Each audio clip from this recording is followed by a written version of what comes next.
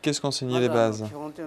Les bases, ce sont les ukemi, avancer, reculer, le tai-sabaki, ce qu'on appelle shintai, c'est-à-dire le déplacement. Shintai, tai-sabaki. Ou encore l'attitude. Tout cela forme les bases essentielles. Shizentai, la posture naturelle. Shizentai n'est pas une position que l'on peut obtenir en se tenant simplement naturel. Il faut étudier, et si on ne fait pas en sorte de se tenir en Shizentai, que ce soit lorsque l'on attaque ou lorsque l'on subit l'attaque du partenaire, on n'y parvient pas. Donc, à tout moment, que ce soit en attaque, en défense ou lorsqu'on subit l'attaque du partenaire, il faut rechercher Shizentai. Bien sûr, faire beaucoup de Yakusoku Geiko est un bon moyen, je pense. Ce que je pense, c'est que pour faire un bon randori, il faut bien sûr poser les deux mains. Que les deux mains soient posées est important. Évidemment, faire avec les deux mains posées est quelque chose d'extrêmement difficile, mais je pense que c'est en s'imposant régulièrement cette contrainte que la technique devient juste. Dans le randori, il y a deux volontés qui s'opposent.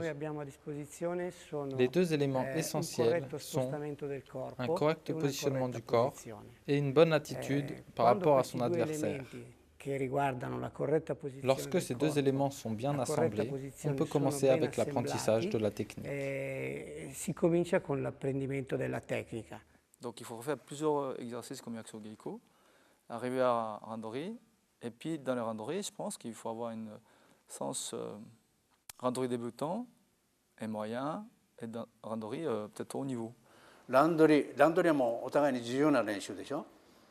そのランドリに入る前に例えばね約束練習、約束稽古とかね、係稽古とかね、いろんな練習。Le randori est un exercice.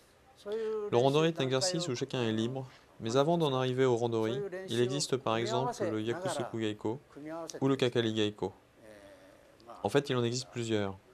Et c'est en combinant ces exercices, il faut bien sûr faire du randori, il faut bien sûr du Yakusoku Geiko, mais avant, avec son partenaire, il faut projeter sur chaque technique. C'est la façon pour que la technique devienne utilisable en randori. C'est la méthode d'entraînement que j'ai apprise. ランドリで活かせるような方法ですね。そういう練習を習いました。J'utilise aussi différentes formes de Kagari Geiko comme préparation pour le randori. Kagari Geiko signifie que l'un attaque et l'autre défend, mais il défend sans bloquer.